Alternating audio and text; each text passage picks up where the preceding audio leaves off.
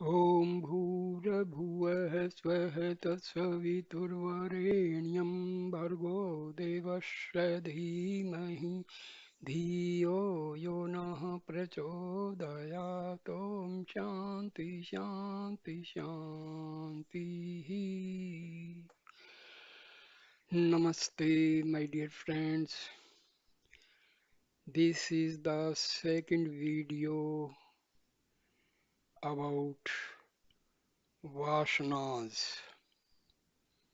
Maharishi Ramana used to emphasize on the eradication of these vasanas because they are the stumbling blocks in the process of self-realization. So I start this video with talk number 80. Maharishi, the thoughts are only vasanas, predispositions accumulated in innumerable births before. Their annihilation is the aim. The state free from vasanas is the primal state and eternal state of purity.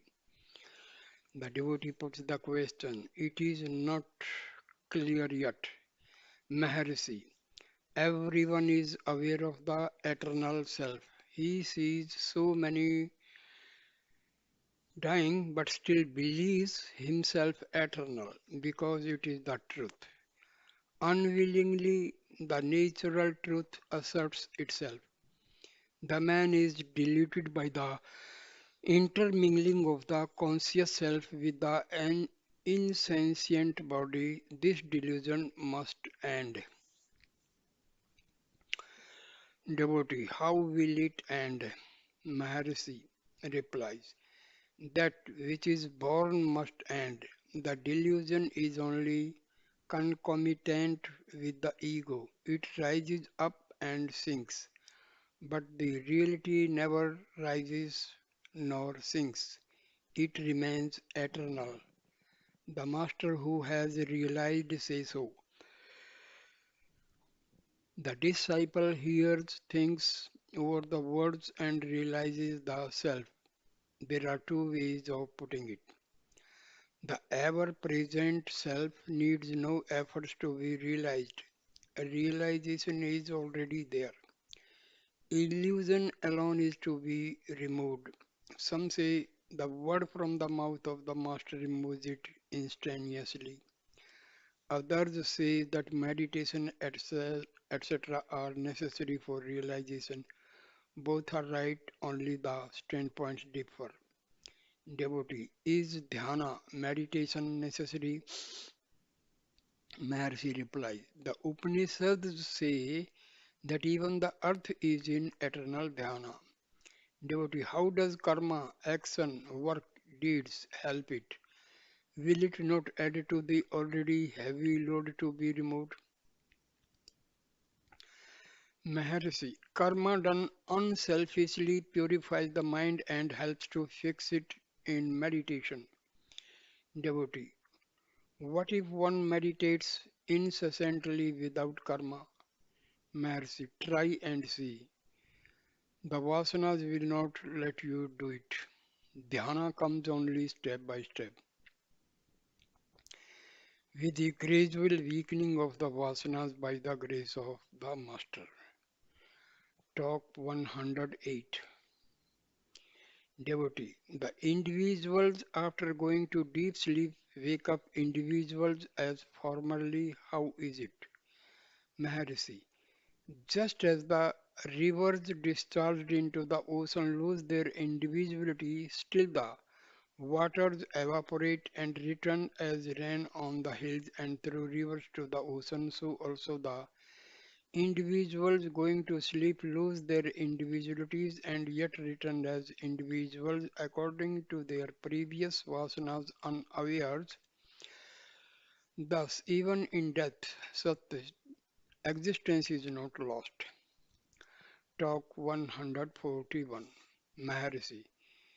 Jnana, once revealed, takes time to steady itself. The self is certainly within the direct experience of everyone, but not as one imagines it to be. It is only as it is.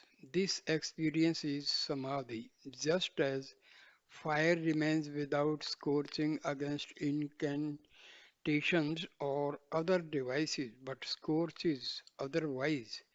So also the self remains veiled by vasanas and reveals itself when there are no vasanas.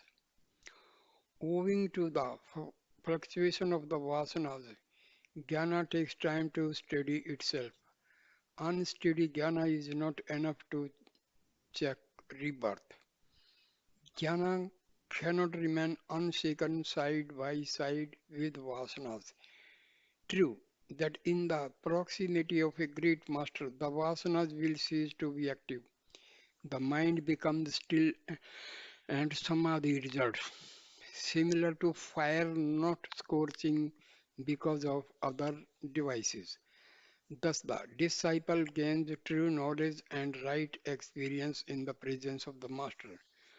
To remain unshaken in it, further efforts are necessary.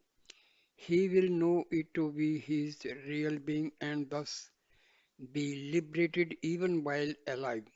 Samadhi with closed eyes is certainly good, but one must go further until it is realized that actionlessness and action are not hostile to each other. Fear of loss of samadhi while one is active is the sign of ignorance. Samadhi must be the natural life of everyone. There is a state beyond our efforts or effortlessness. Until it is realized, effort is necessary. After tasting such bliss, even once, one will repeatedly try to regain it. Having once experienced the bliss of peace, no one would like to be out of it or engage himself otherwise. It is as difficult for a jnani to engage in thoughts as it is for an ajnani to be free from thought. The common man says that he does not know himself, he thinks many thoughts and cannot remain without thinking. Any kind of activity does not affect a jnani, his mind remains ever in eternal peace. Talk 142. Mr. Prakasa Rao from Bijawada, does not illusion become inoperative even before identity with Brahma results? Brahmkaravirti, or does it persist even afterwards? Maharshi, illusion will not persist after vasanas are annihilated.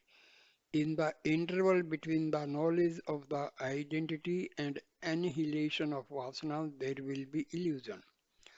Talk 172. Devotee. Will the knowledge gained by direct experience be lost afterwards? Maharishi. Kavalla Navnita, the cream of emancipation, says it may be lost.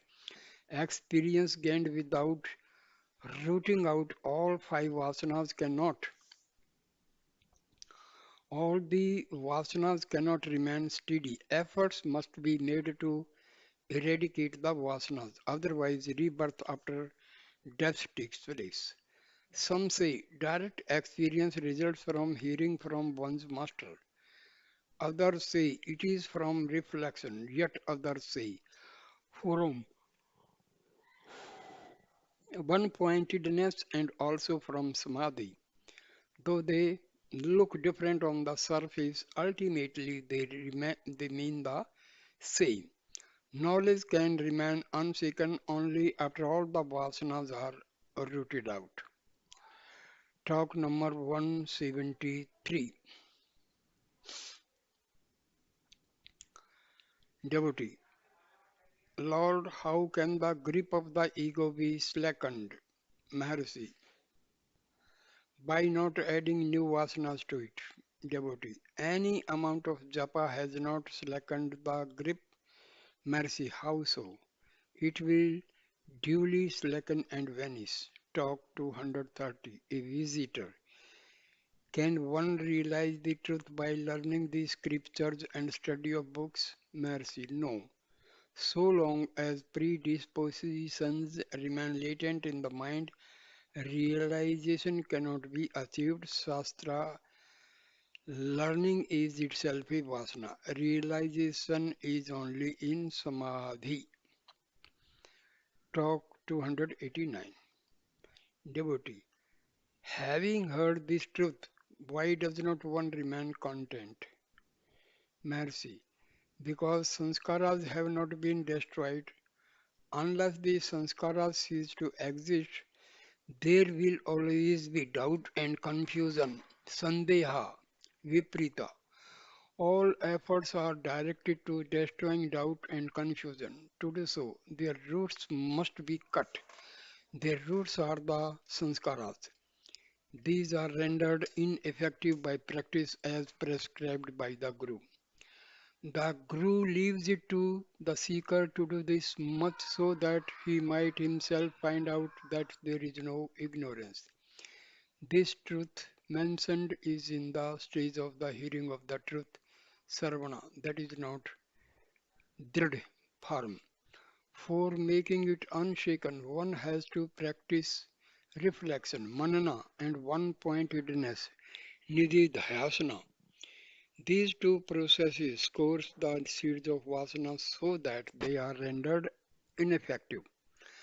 Some extraordinary persons get drida, jnana, unshaken knowledge even on hearing the truth of only once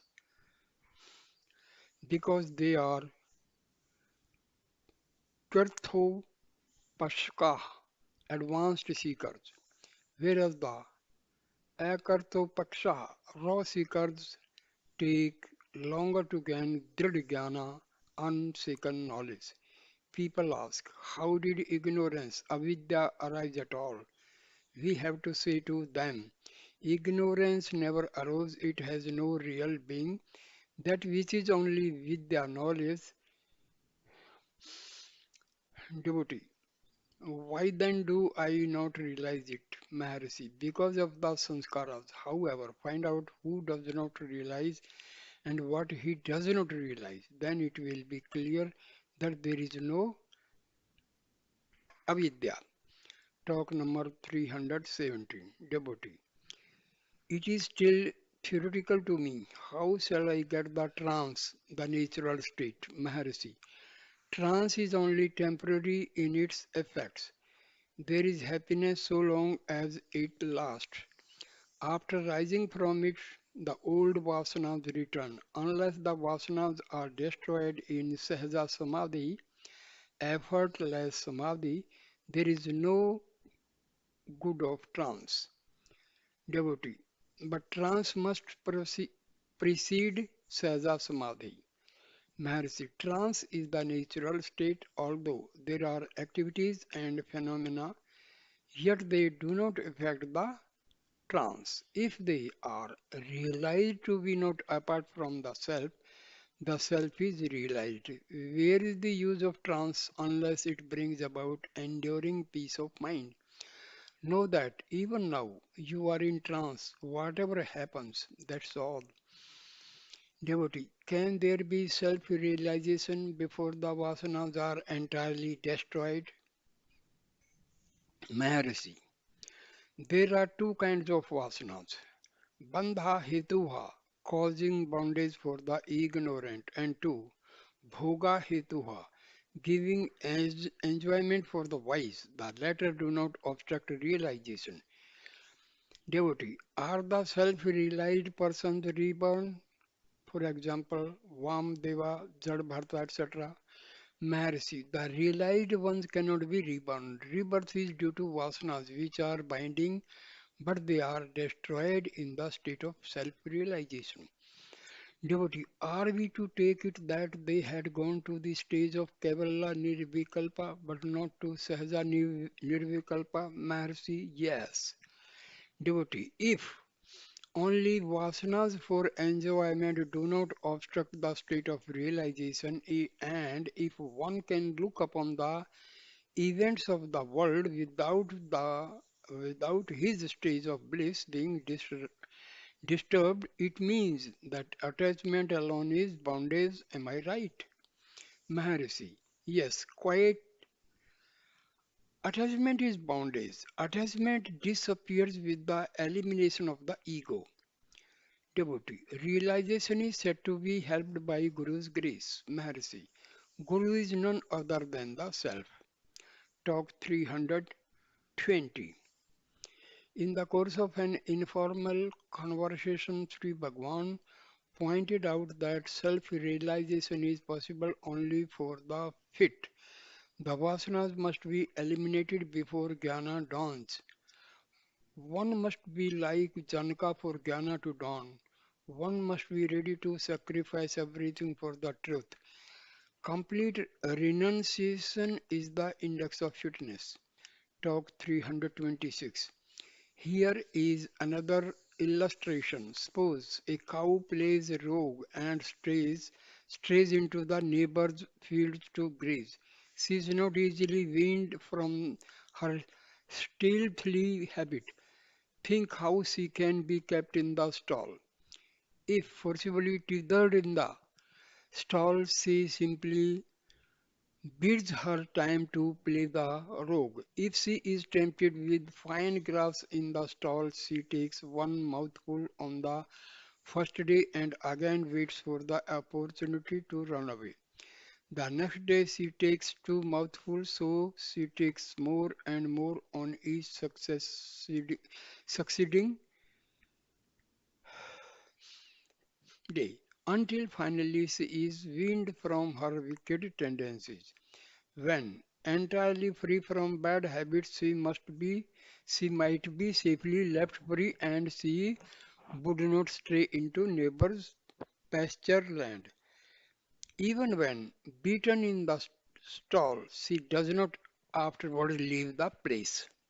Similarly, with the mind, it is accustomed to stray outward by the force of latent vasanas, manifesting as thoughts. So long as there are vasanas contained within, they must come out and exhaust themselves. The thoughts comprise the mind. Searching what the mind is, the thoughts will recoil and the seeker will know that they arise from the self. It is the aggregate of these thoughts that we call mind. If one realizes that the thoughts arise from the self and abide in their source, the mind will disappear. After the mind ceases to exist and bliss of peace has been realized, one will find it them as difficult to bring out a thought, as he now finds it difficult to keep out all thoughts. Here the mind is the cow playing the rogue. The thoughts are the neighbor's pasture. One's own primal being free from thoughts in the stall. Talk 332. Those familiar with logic, Virti Prabhakara, Vichara Sagra or Sutra Bhasha or similar large works cannot relish small works like Truth Revealed, dealing with only with the self and that pointedly too, because they have accumulated vasanas. Only those whose minds are less muddy or are pure can relish small and purposeful works. Talk 383. Devotee, is there no Dehatma Buddhi, I am the body idea for the Jnani? If, for instance, Sri Bhagwan be beaten by an insect, is there no sensation? Maharishi. There is the sensation and there is also the Dehatma Buddhi. The latter is common to both the Jnani and Ajnani with this difference that the Ajnani thinks Dehiva Atma, only the body is myself, whereas the Jnani knows all is of the self. Atmayam Sarvam or Sarvam Khalvidam Brahma. All this is Brahma. If there be pain, let it be. It is also part of the self. The self is Purna, perfect. Now, with regard to the actions of the Jnani, they are only so called because they are ineffective. Generally, the actions get embedded as sanskaras in the individual. That can be only so long as the mind is fertile, as in the case of Ajnani. With a Jnani, the mind is surmised, inferred. He has already transcended the mind. Because of his apparent activity, the mind has to be inferred in his case, and that mind is not fertile like that of an Ajnani. Hence, it is said that a Jnani's mind is Brahma. Brahma is certainly no other than the Jnani's mind. The Vasanas cannot beat fruit in that soil. His mind is barren, free from Vasanas, etc. However, since Prarabdha was conceded in his case, Vasanas also must be supposed to exist. If they exist, they are only for enjoyment. Bhoga hetuh. That is to say, actions bear twofold fruits, the one for enjoyment of their fruits and the other leaving an impression on the mind in the form of sanskaras for subsequent manifestation of future births. The Jnani's mind, being barren, cannot entertain seeds of karma. His vasanas simply exhaust themselves by activities ending in enjoyment. Only bhoga hetu karma. In fact, his karma is seen only from the Ajnani's standpoint. He remains actionless, only he is not aware of the body as being apart from the self. How can there be liberation, mukti, or bondage, bandha for him? He is beyond both. He is not bound by karma either now or ever. There is no jivan mukta or videha mukta according to him. Devotee. From all this, it looks as if a jnani who has scorched all the vasanas is the best, and that he would remain inactive like a stalk or stone. Mercy, no, not necessarily. Vasanas do not affect him. Is it not itself a vasana that one remains like a stalk or stone? Sahaja is the state. Talk number 384. The conversation turned on vasanas. Sri Bhagavan said that good tendencies and bad one, suvasana and kuvasana are concomitant. The one cannot exist without the other. Maybe that the one class predominates, good tendencies, suvasana are cultivated and they must also be finally destroyed by jnana. A young parody A young prodigy was mentioned. Sri Bhagwan remarked that latent impressions of previous births, Purva Janma Sanskara, were strong in him. Devotee, how does it manifest as the ability to sight well-known scents? Is it vasana in the form of a seed only?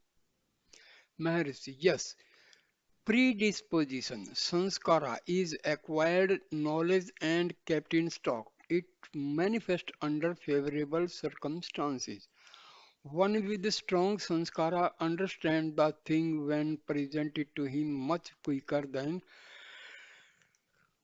another with no sanskara or weak sanskara. Devotee, does it hold good with inventors also?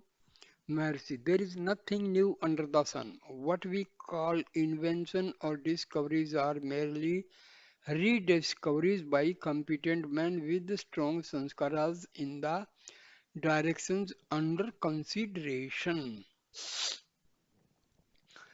Devotee, is it so with the Newton, Einstein, etc.? Yes, certainly. But the sanskaras, however strong, will not manifest unless in a calm and still mind. It is within the experience of everyone that his attempts to rake up his memory fail, whereas something flashes in the mind when he is calm and quiet. Mental quiet is necessary even for remembrance of forgotten things. The so-called genius is one who worked hand in his past births and acquired knowledge and kept it in store as sanskaras. He now concentrates his mind until it merges in the subject. In that stillness, the submerged ideas flush out that requires favorable conditions also. Talk 385. Mr.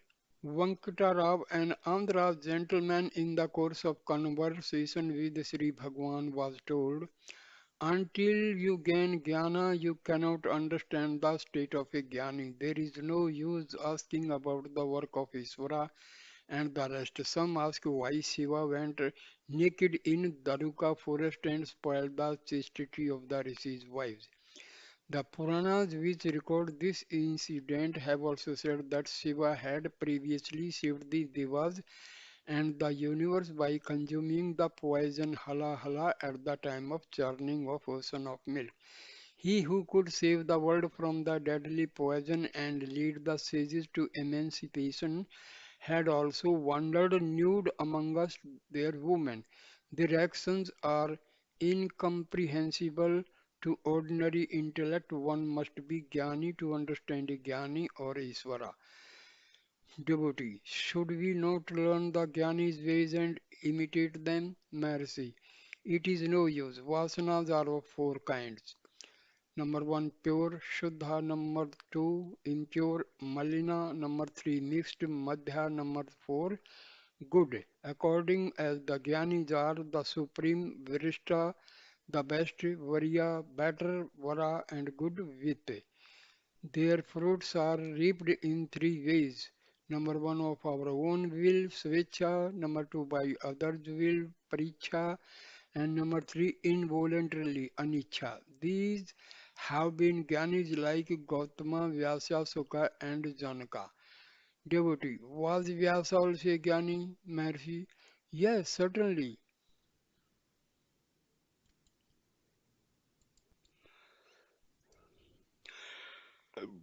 Talk number 42, 402. While speaking, while speaking of the brain and the heart, Sri Bhagwan recalled an incident of old days as follows. Kavya Ganpati Muni once argued that the brain was the most important center, and Sri Bhagwan maintained that the heart was even more so. There were others watching the discourse. A few days, a few days after Sri Bhagwan received a letter containing a short poem in English on the discourse from a young boy, N.S. Arunachalam, who had not yet matriculated. That poem is remarkable for its poetic imagination. Sri Bhagwan, Kavya Kantha, and the assemblage of other persons are represented as the heart, the brain, and the body, respectively, and again as the sun, the moon, and earth also. The light from the sun is reflected on the moon, and the earth is illuminated. Similarly, the brain acts by consciousness derived from the heart, and the body is thus projected. This teaching of Sri Bhagwan is found in Ramana Gita also.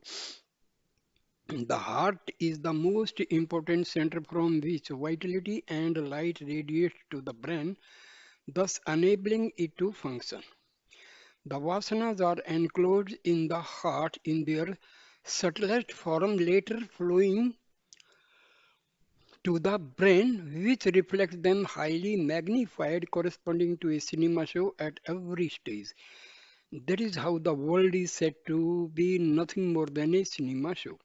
Sri Bhagwan also added, were the vasanas in the brain instead of in the heart, they must be extinguished if the head is cut off so that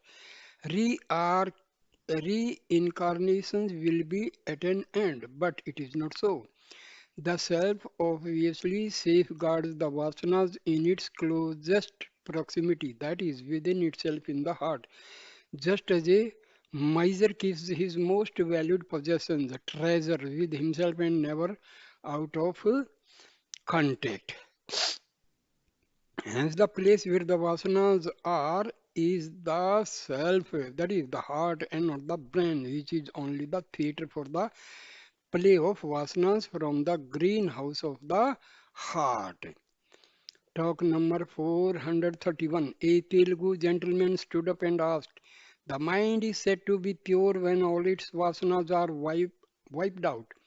It is also the finality, when there is something to be gained as it is non duality.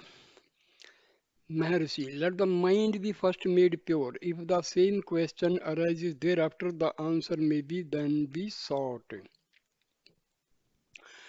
Talk 439. Dr. Rama asks, Brahma being pure, how can Maya arise from him and veil him also? Vasishtha replies, in pure mind associated with strong dispassion, this question will not arise. Of course, in Advaita, non-dualistic philosophy, there can be no place for Jiva, Isvara and Maya. One self sinking into the self, the vasanas, tendencies will entirely disappear, leaving no room for such a question. Mercy, the answers will be according to the capacity of the seeker. It is said in the second chapter of Gita that no one is born or dies. But in the fourth chapter, Sri Krishna says that numerous incarnations of his and of Arjuna had taken place, known to him but not to Arjuna. Which of these statements is true? Both statements are true, but from different standpoints. Now, a question is raised, how can Jiva rise up from the self? I must answer, only know your real being, then you will not raise this question. Why should a man consider himself separate?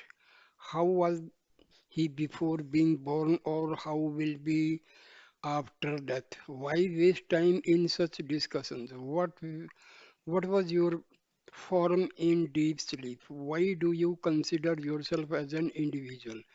Devotee, my form remains subtle in deep sleep. Mercy, as is the effect, so is the cause.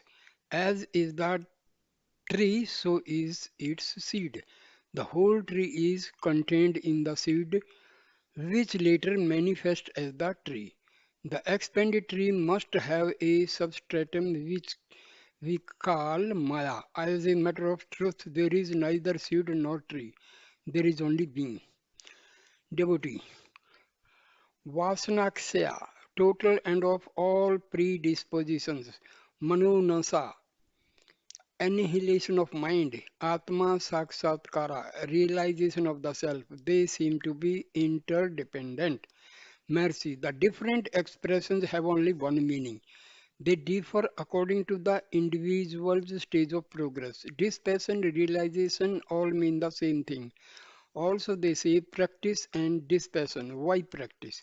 Because the modes of mind once subside and then rise up again, subside and rise up, and so on. Devotee, beginningless predisposition makes one do wrong without jnana. This predisposition cannot vanish. But jnana looks almost impossible. Expiation alone cannot undo all the karma, for how much expiation will be needed. Look where we will. Everything looks difficult, even impossible. Association with the wise seem to be the only cure of all this, all ills. Mercy, what is to be done? Reality is one only. How can it be realized? Realization is thus an illusion. Practice seems to be necessary. Who is to practice? Looking for the doer, the act and the accessories disappear. Moreover, if realization is not present here and now, how can it newly got be of any use? What is permanent must be eternally present. Can it be newly got and be permanent also? Realize what is present here and now. The sages did so before and still do that only. Hence, they say that it looks as if newly got. Once veiled by ignorance and later revealed, reality looks as if newly realized, but it is not new. Talk 442.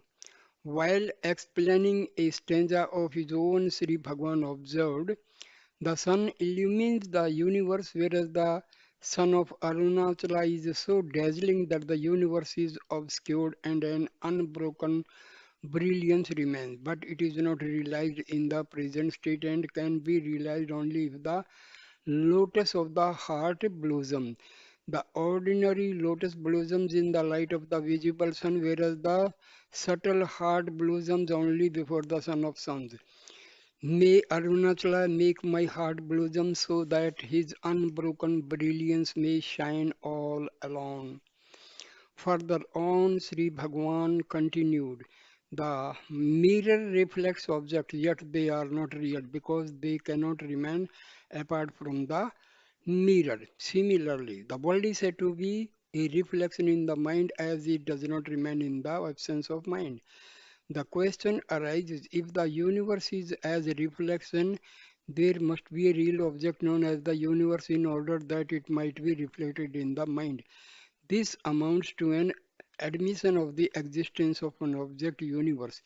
Truly speaking, it is not so. Therefore, the dream illustration is set forth. The dream world has no objective existence. How then it is created? Some mental impressions should be admitted. They are called vasanas. How were the vasanas in the mind? The answer is they were subtle, just as a whole tree is contained potentially in a seed, so the world is in the mind.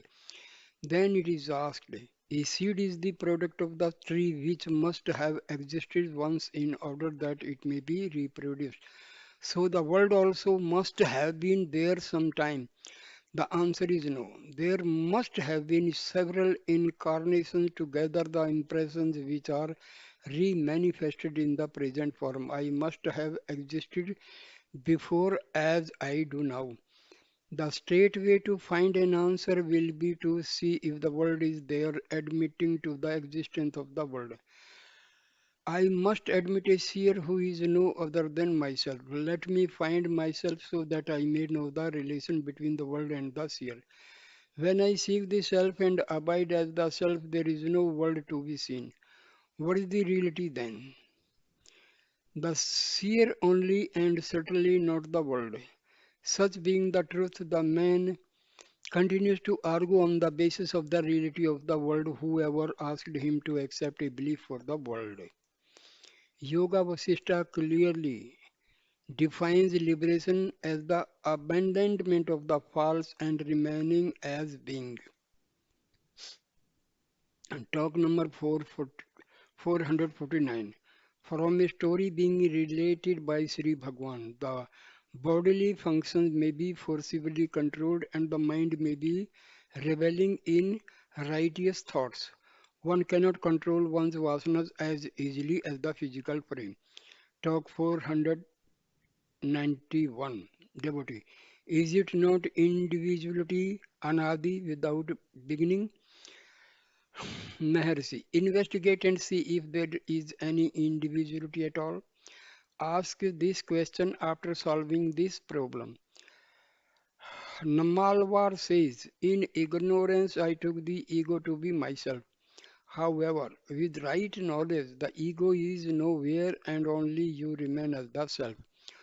Both monists and dualists are agreed on the necessity of self-realization. Let us do it first and then discuss the side issues. Advaita or Dvaita cannot be decided on theoretical considerations alone. If the self is realized, the question will not arise at all. Even Sukha had no confidence in his brahmacharya, whereas Sri Krishna was sure of his brahmacharya. Self-realization is designated by so many different names, Satya, Brahmacharya, etc. What is natural to the state of self-realization from the disciplinary course in the other state? I am the body. Idea will become extinct only on self-realization. With its extinction, the vasanas become extinct and all virtues will remain ever. Devotee, sanskaras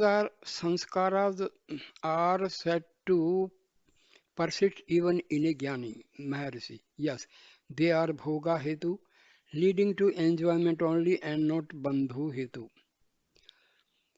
Devotee, this fact is often abused by fakes who pretend to be sadhus but lead vicious lives. They say it is prarabdha, a remnant of past karma. How shall we mark off the fakes from the genuine sadhus? Mercy. The one who has given up the idea of being the doer cannot repeat. This is my prarabdha. The Gyanis lead different lives, is said for the benefit of others. The Gyanis cannot make use of this in explanation of their lives and conduct. Talk number 515. Devotee. In the explanation of given yesterday, it is said that the removal of avarna results in the annihilation of the karna srira. That is clear. But how is the gross body considered to fall off too? Mercy. The vasanas are of two kinds. Bandha hetu causing bondage and bhoga hetu only giving enjoyment. The Jnani has transcended the ego and therefore all the causes of bondage are inoperative. Bandha hetu is thus at an end and prarabdha past karma remains as bhoga vasanas to give enjoyment only. Therefore it was said that the Suksma Srira alone survives jnana.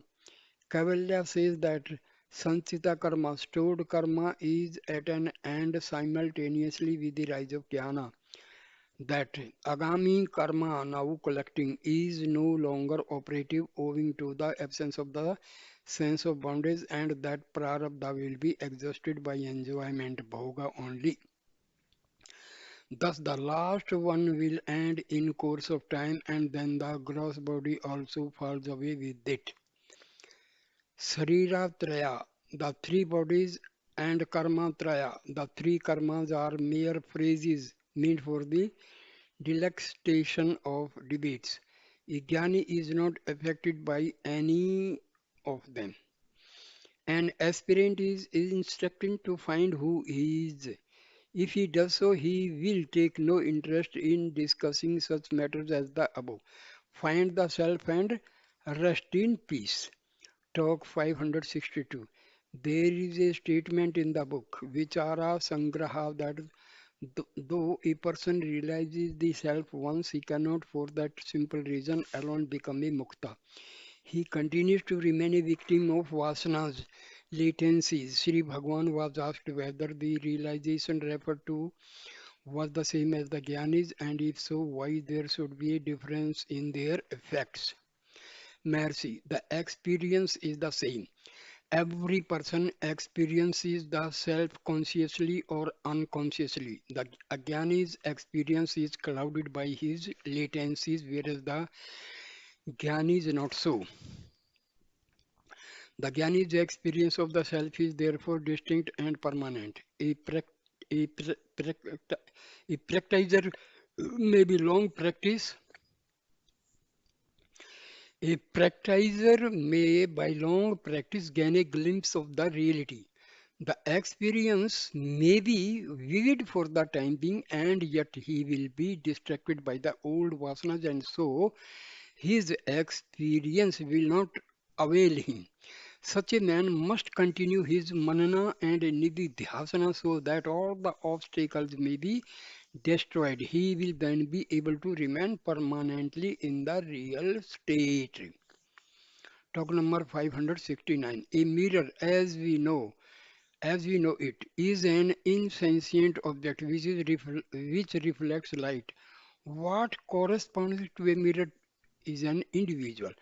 The light of the self-luminous self is reflected on the Mahatattva. The reflected light is the mind ether or the pure mind. This illumines the vasanas, latencies of the individual and hence the sense of I and this arises.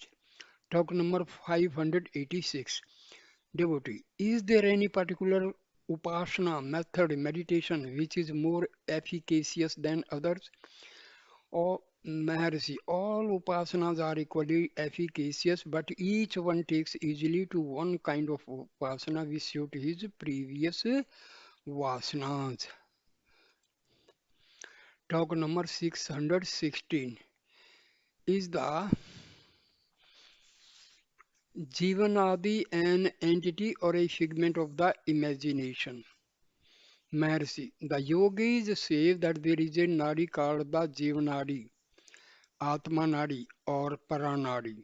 The Upanishads speak of a center from which thousands of nadis branch of some locate such a center in the brain and others in other centers. The Garbhopanishad traces the formation of the fetus and the growth of the child in the womb. The jiva is considered to enter the child through the fontanelle in the seventh month of its growth. In evidence thereof, it is pointed out that the fontanelle is tender in a baby and is also seen to pulsate. It takes some months for it to ossify. Thus, the jiva comes from above, enters through the fontanelle, and works through the thousands of the nadis which are spread over the whole body. Therefore, the seeker of truth must concentrate on the Sahasrara, that is the brain in order to regain his source. Pranayama is said to help the yogi to rouse the Kundalini Shakti which lies coiled in the solar plexus. The Shakti rises through a nerve called the Susumana, which is embedded in the core of the spinal cord and extends to the brain. If one concentrates on the Sahasrara, there is no doubt that the ecstasy of samadhi ensues. The vasanas, that is, the latencies, are not, however, destroyed. The yogi is therefore bound to wake up from the samadhi because release from bodies has not yet been accomplished. He must still try to eradicate the vasanas in order that the latencies yet inherent in him may not disturb the peace of his samadhi. So he passes down from the sahasrara to the heart through what is called the jivnadi, which is only a continuation of the susumna. The Sushumna is thus a curve. It starts from the solar plexus, rises through the spinal cord to the brain, and from there bends down and ends in the heart. When the yogi has reached the heart, the samadhi becomes permanent. Thus, we see that the heart is the final center. Some Upanishads also speak of 101 nadis which spread from the heart, one of them being the vital nadi. If the jiva comes down from above and gets reflected in the brain, as the yogis say, there must be a reflecting surface in action that must also be capable of limiting the infinite consciousness to the limits of the body. In short, the universal being becomes limited as a jiva. Such reflecting medium furnished by the aggregate of the vasanas of the individual. It acts like the water in a pot which reflects the image of an object. If the pot be drained of its water, there will be no reflection. The object will remain without being reflected. The object here is the universal being consciousness which is all pervading and therefore immanent in all.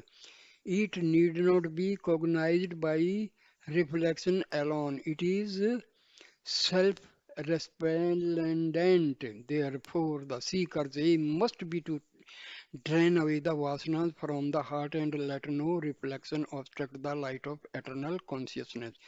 This is achieved by the search for the origin of the ego and by diving into the heart. This is the direct method for self-realization.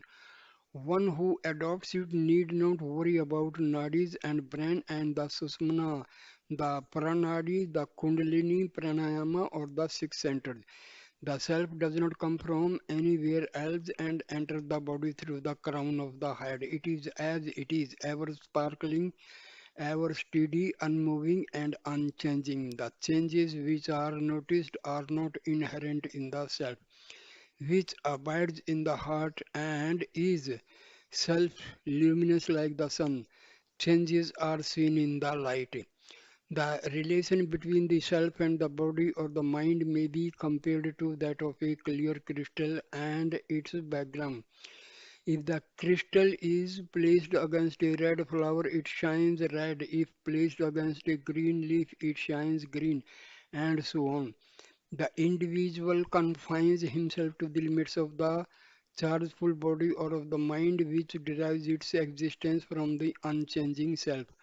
All that is necessary is to give up this mistaken identity, and that does the ever shining self will be seen to be the singing non dual reality. The reflection of consciousness is said to be in the subtle body, Suksham Srira, which appears to be composed of the brain and the nerves radiating from it to all parts of the trunk, chiefly through the spinal column and the solar plexus.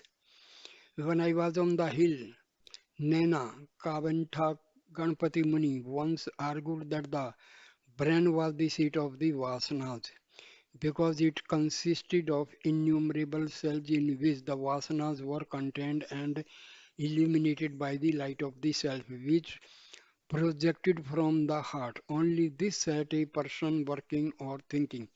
But I said, how can it be so? The vasanas must be with one's self and can never remain away from the self.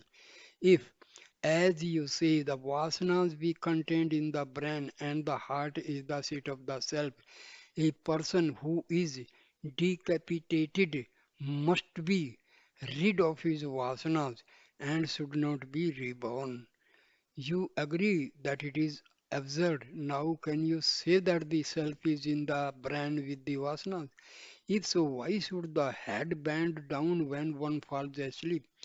Moreover, a person does not touch his head and say, I, therefore it follows that the self is in the heart and the vasanas are also there in an exceeding subtle form.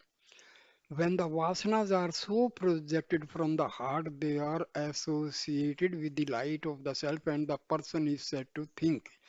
The vasanas, which lie embedded in an atomic condition, grows in size in their passage from the heart to the brain.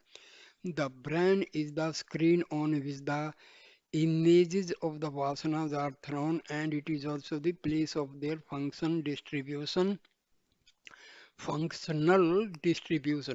The brain is the seat of the mind, and the mind works through it.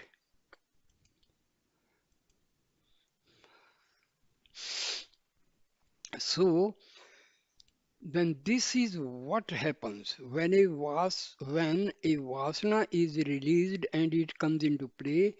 It is associated with the light of the self. It passes from the heart to the brain, and on its way it grows more and more until it holds the field all alone, and all the vasanas are thus kept in abeyance for the time being. When the thought is reflected in the brain, it appears as an image on a screen. The person is then said to have a clear perception of things. He is a great thinker or discoverer. Neither the thought that is extolled as being original, nor the thing, nor the country which is claimed to be a new discovery is really original or new. It could not manifest unless it was already in the mind. It was, of course, very subtle and remained imperceptible because it lay repressed by the more urgent or insistent thoughts or vasanas. When they have spent themselves, this thought arises, and by concentration, the light of the self makes it clear so that it appears magnificent, original, and revolutionary. In fact, it was only within all along. The concentration is called Samyana, Samyamana. In the Yoga Shastras, one's desires can be fulfilled by this process and it is said to be a siddhi. It is how the so-called new discoveries are made. Even worlds can be created in this manner. Samyamana leads to all siddhis, but they do not manifest so long as the ego lasts. Concentration, according to yoga, ends in the destruction of the experiencer, ego, experience and the world, and then the condom, condom, former. Desires get fulfilled in due course. This concentration bestows on individuals even the powers of creating new worlds. It is illustrated in the Andava Upakhyana, in the Yoga Vasishta, and in the Ganda Sela Loka in the Tripura Rahasya. Although the powers appear to be wonderful to those who do not possess them, yet they are only transient. It is useless to aspire for that which is transient. All these wonders are contained in the one changeless self. The world is thus within and not without. This meaning is contained in verse 11 and 12, chapter 5 of Sri Ramana Gita. The entire universe is condensed in the body and the entire body in the heart. Thus, the heart is the nucleus of the whole universe. Therefore, Samayana relates to concentration on different parts of the body for the different siddhis. Also, the Vishwa or the Virat is said to contain the cosmos within the limits of the body. Again, the world is not other than the mind. The mind is not other than the heart. That is the whole truth. So the heart comprises all. This is what is taught to Ketu by the illustration of the seed of a fig tree. The source is a point without any dimensions. It expands as the cosmos on the other hand and as infinite bliss on the other. That point is the pivot. From it a single vasana starts, multiplies as the experiencer I experiences and the world. The experiencer and the source are referred to in the mantra. Two birds exactly alike arise simultaneously. When I was staying in the Sakanda Ashramam, I sometimes used to go out and sit on a rock. On one such occasion, there were two or three others with me, including Rangaswamy Iyengar. Suddenly, we noticed some small moth-like insect shooting up like a rocket into the air from a crevice in the rock. Within the twinkling of an eye, it had multiplied itself into millions of moths, which formed a cloud and hid the sky from view. We wondered at it and examined the place from which it shot up. We found that it was only a pinhole and knew that so many insects could not have issued from it in such a short time. That is how Ahankara, ego, shoots up like a rocket and instantaneously spreads out as the universe. The heart is therefore the center. A person can never be away from it. If he is already dead. Although the Upanishads say that the jiva functions through other centers on different occasions, yet he does not relinquish the heart. Centers are simply places of business. Wide Vedanta Chudamani. The self is bound to the heart like a cow tethered to a peg. The movements are controlled by the length of the rope. All its wanderings center around the peg. A caterpillar crawls on a blade of grass, and when it has come to the end, it seeks another spot. While doing so, holds on with its hind legs to the blade of grass, lifts the body and sways to and fro before it can hold another. Similarly, it is with the self. It stays in the heart and holds other centers also according to circumstances, but its activities always center around the heart. Talk number 617. There are five states for the individual. They are number one, Jagrat, two, Swapana, three, Susmana, fourth, Turiya, and fifth is Turiyatita. Of these, the Jagrat is the waking state, it is the Jiva in the Visva aspect and the Lord in the Virat aspect, abiding together in the eight petals of the heart, lotus. Function through the eyes and enjoy novel pleasure from the various objects by means of all the senses, organs, etc. The five gross elements which are widespread, the 10 senses, the five vital ears, the four inner faculties, the 24 fundamentals, all these together form the gross body. The Jagrat state is characterized by Sattva Guna denoted by the letter A and presided over by the deity Vishnu.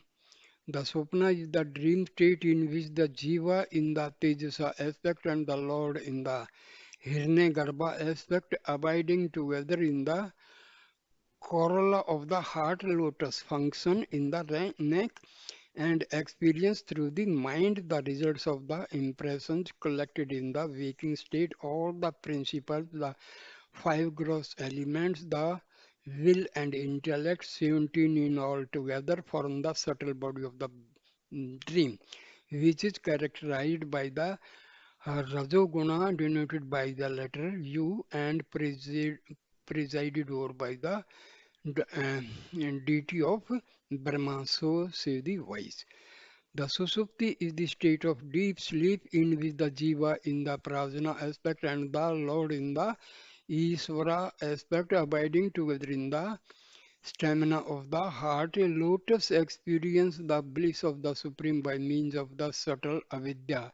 Nescience, nescience, just as a hen after roaming about in the day calls the chicks so to her and folds them under her wings and goes to rest for the night. So also the subtle individual being after finishing the experiences of the Jagrat and Swapna for the time being enters with the impressions gathered during those states into the causal body which is made up of a nescience characterized by tamoguna denoted by the letter M and presided over by the deity Rudra.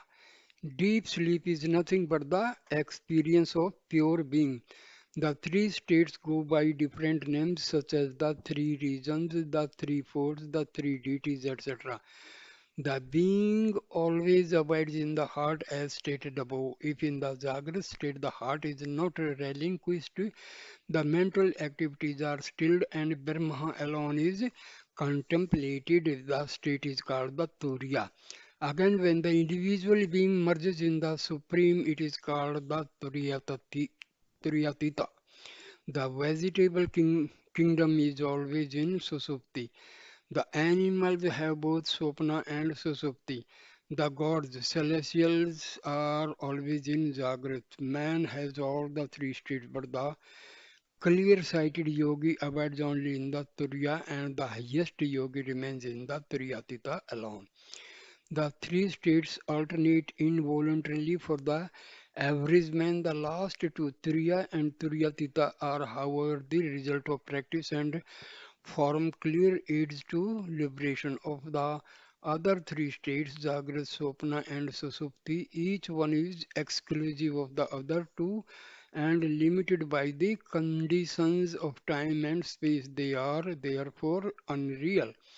Our very experience of the Jagrat and the Swapana states proves that The consciousness as the self underlies all the five states, remains perfect all along and witnesses all of them. But with regard to similar consciousness in the deep sleep, oh, every person is known to say, I was not aware of anything, I slept soundly and happily. Two facts emerge from the statement unawareness of anything and the happiness of sound sleep. Unless these existed and were experienced in sleep, they could not find expression by the same person in the waking state. The inference also leads to the same conclusion, just as the eye sees the darkness which remains enveloping all objects, so also the self sees the darkness of the nescience which remained covering the phenomenon world. The darkness was experienced when it is the self emerged in dots of supreme bliss, shone it thrice and fleeted away in such fine subtlety as the rays of the moon which peer through the waving foliage. The experience was, however, not through any media such as the senses of the mind, but bears out the fact that consciousness does exist in deep sleep. The unawareness is owing to the absence of relative knowledge, and the happiness to the absence of seething thoughts. If the experience of bliss in deep sleep is as fact, how it is that no one among all the human beings recollects it. A diver who has found the desired thing under water cannot make his discovery known to the expectant persons on the shore until he emerges from the water. Similarly, the sleeper cannot express his experience because he cannot contract the organs of expression until he is awakened by his vasanas in due course. Therefore, it follows that the self is the light of Satta Chitta Ananda. Visva, Teja, and Prajna are the denominations of the experiencer in the waking, dream, and deep sleep states respectively. The same individual underlies all of them. They do not therefore represent the true self which is pure Sat Chitananda. The experience in deep sleep was said to be the bliss of Brahma. It is only the negative aspect of such bliss as it is the result of the absence of thoughts. Moreover, it is transitory. Such a bliss is only the abhasa, the counterfeit of supreme bliss. It is not different from the blissful feeling of sensual pleasures. In deep sleep, the prajna is said to be united with the self, so the individuality is potential in sleep. The self is the basis of all the experiences. It remains as the witness and the sport of them all. The reality is thus different from the three states the waking, the dream, and the deep sleep. So I end the video here. Thank you for watching this video and listening this discourse. Please like, comment and share the video and subscribe my channel. Thank you my dear friends. Next video on Vasanas will start from talk number 623 and page 28. Thank you, my dear friends. Thank you.